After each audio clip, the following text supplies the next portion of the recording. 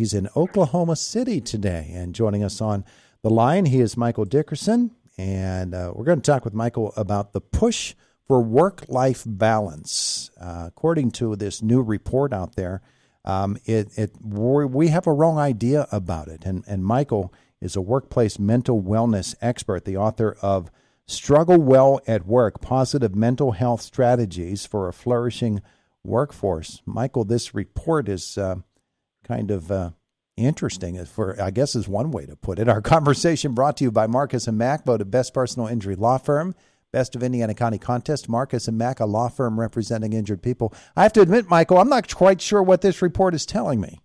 This report, anyways, thank you for having me. But this report really comes down to choice and flexibility in the workforce, right? It really comes down to, we have this idea around work-life balance. Mm-hmm. And I really believe that work-life balance is a myth. I believe just in life, and life happens, right?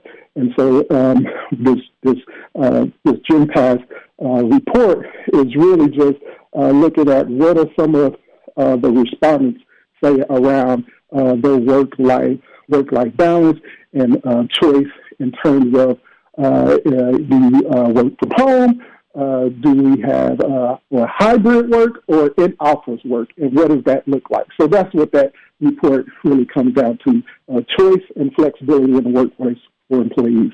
Well, one of the interesting things about it is the idea that there has to be a clear line of definition between what you do for a living and how you have your life set up.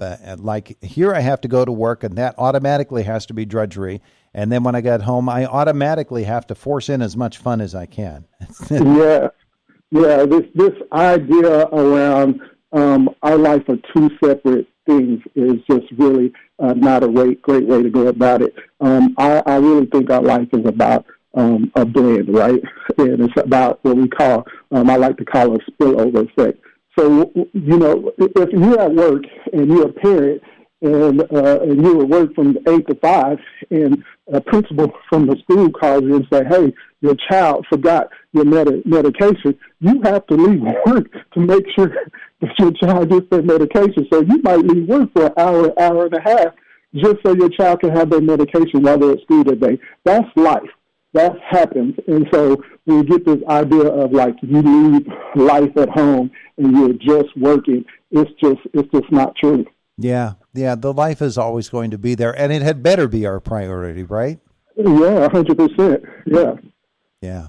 So tell me about Struggle Well at Work. This is your book, Positive Mental Health Strategies for a Flourishing Workforce. I'm assuming that this has a lot to do with the way that you relate to your employer. Yeah, absolutely. So I've worked in the mental health field for 12 years, and during that time, I had a chance to go study what they call positive psychology. And positive psychology really states, really looks at human flourishing. And what I like best about it, it's a science of what's right about people. And so, and not only that, a big part of positive psychology is really taking those scientific principles and how do we apply those things in organizations, in industries, and how do we apply it in the workplace. And so what I did, I just took the best science of what they say are really important for employees to flourish, and I just put those principles in the book. And so one of the main principles is having really positive and healthy relationships in the workplace. And so we know it fundamentally comes down to your relationships with individuals in the workplace. And when those are positive and when they're healthy, then we see people tend to be more productive and flourish. So obviously, if we can pursue that goal of having a really solid and collegial atmosphere when we are at work, that's obviously going to be a great benefit to our company and to our productivity. But mentally, it's going to help us. 100%. There is actually a study out there that shows that your manager has more direct influence over your mental well-being than anybody else, even more than if you are seeing a therapist. So that is extremely interesting that somebody who you interact with every day, somebody who is your supervisor, your leader, they have that much influence on your mental well-being. Wow. Wow. All right. So we think about the negative emotions, the jealousies that could get us, the resentments, and how that can have a negative effect on us. I guess when we're talking to people who supervise others, it really starts with them, doesn't it? They have to set the atmosphere. 100%. Yeah, it always comes down to managers and those who are leaders and those who oversee other people. It's about communication. It's about making sure that we have healthy dialogue and we can agree to disagree, but in very healthy ways, right? And so if your manager sets that tone, if your leader is like, these are the parameters that we're going to work in, like you tend to really have good teams that flourish. You have good teams that really thrive. You got productivity in your workplace. So it comes down to who that person is in terms of that leader that is overseeing that team. You know, as we've been speaking here this morning, I was thinking about, well, where would be the best places to apply it? But up and down the employment spectrum, people who are working in labor-intensive jobs, people who work in pressured jobs such as finance and things of that nature. But where it really, I think, would make a great difference would be in the performance of a healthcare facility and the people who work there, because that would have a great and generally beneficial effect on the patients that they're treating.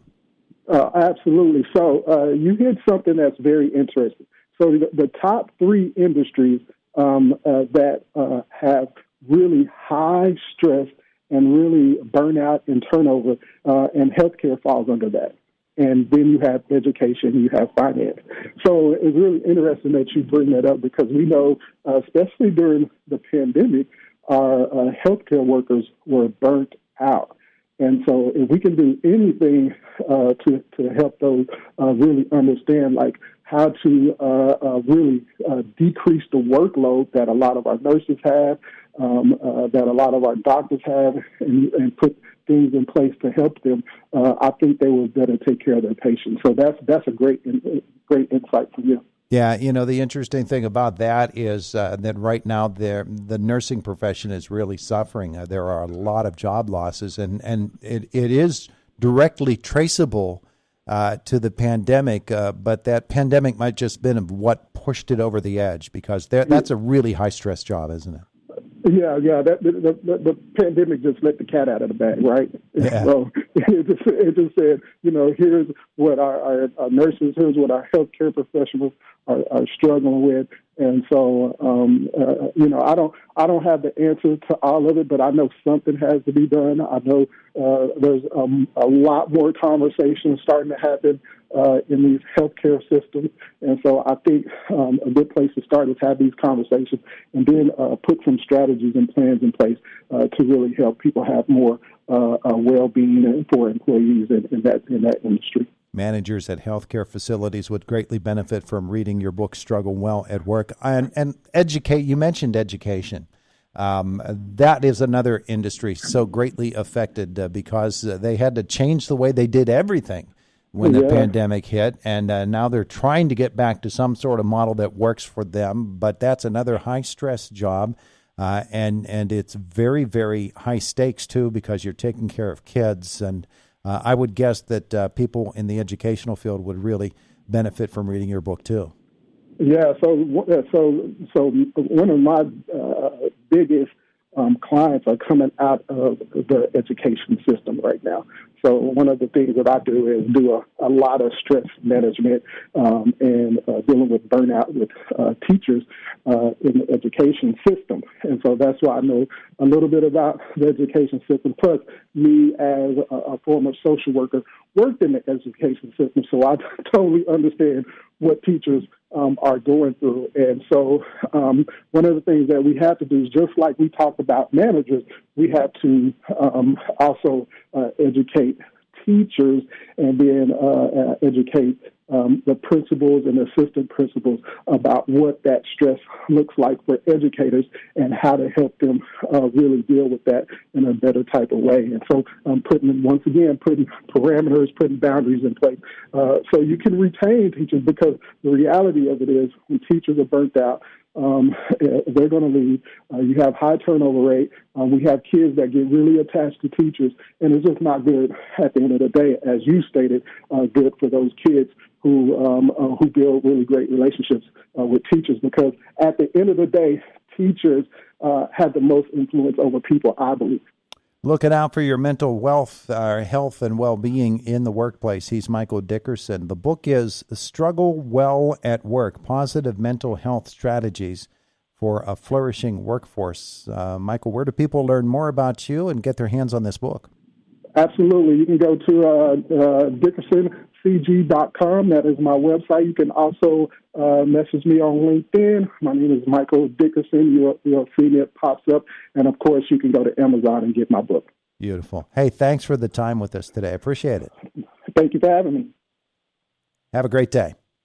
It is the voice of Indiana County. It's WCCS 101.1 FM, AM 1160, and WCCSradio.com.